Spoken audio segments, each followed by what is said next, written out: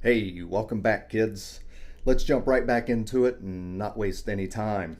So, the stock market is at its worst year to date since 1940. Soon, perhaps it will be since 1929. So let's take a look at those market indexes. Looking at the S&P, it looks like year to date it is down more than 21%. Oh, would you look at this? Yeah, well, Would you look at that? yeah, there's Looking at the Dow, it's down more than 16%. The NASDAQ down more than 31%. That's huge. Just look at it.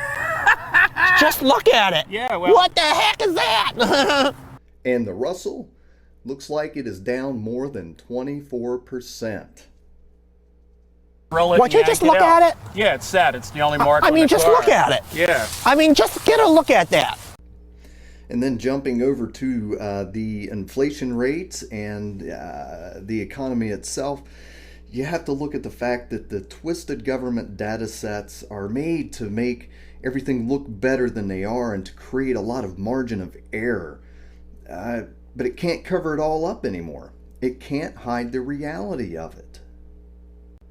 In 1980, they changed the way that they calculated for the inflation rates. And as you can see here, in blue, we have a line that would be tracking how it used to be prior to the 1980 change. And in red, you see the change in their calculation. And as you can see, it tracks much lower than what the old tracking would have done.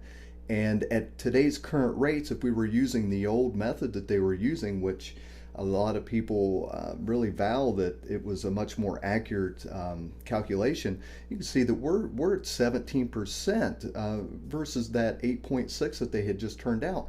We're looking at more than twice the level of inflation than what they're really reporting. Now, why would they do that? There's actually quite a few reasons, but let me give you one big financial reason. Look at Social Security.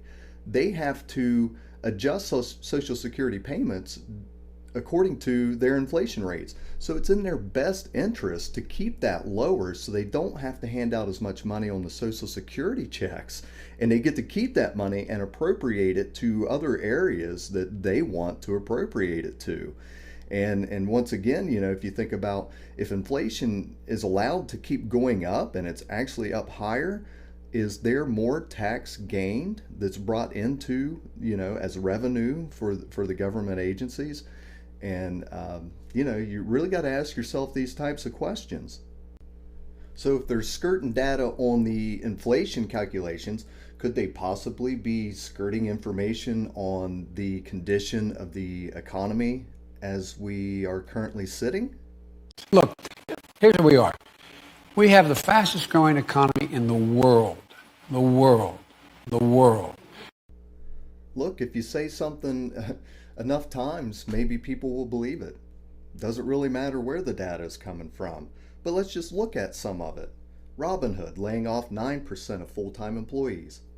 Coinbase freezes hiring and rescinds accepted job offers. BlockFi cut 20% of staff. Crypto.com to lay off 5%. Klarna to lay off 10% of workforce.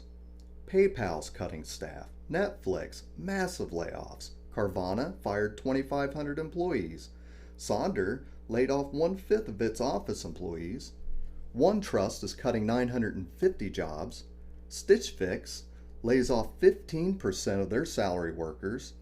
Bird, a scooter company, cuts 23% of their staff.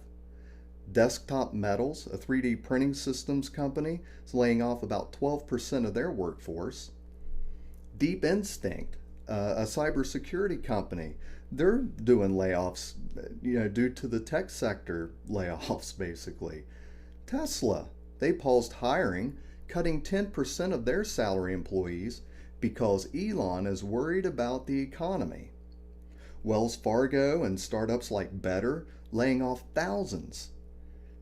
And it may get worse. Lyft and Uber significantly slowing their hiring and cutting their budgets. Credit Suisse is considering fresh layoffs after their recent losses. Intel, they paused all hiring and are placing all job requisitions on hold.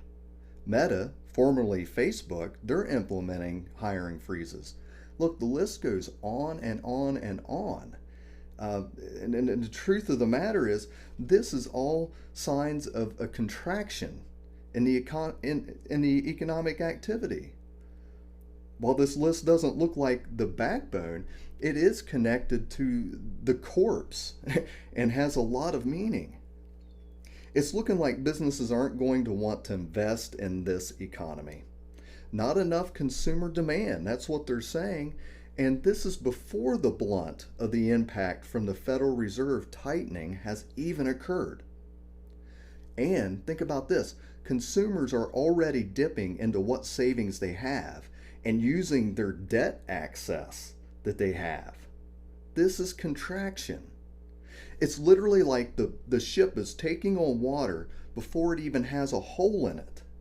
And the torpedoes are incoming, okay? They're on the radar.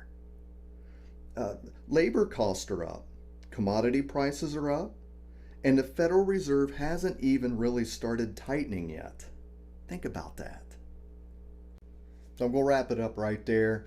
You have yourself a really good day. Please like, subscribe, help get this word out. I'm going to be getting more information and bringing it up to the surface, so to speak. We're going to look at the Federal Reserve a little more in depth and some key people that are playing right now and what to expect, what is upcoming. So once again, be smart, be wise.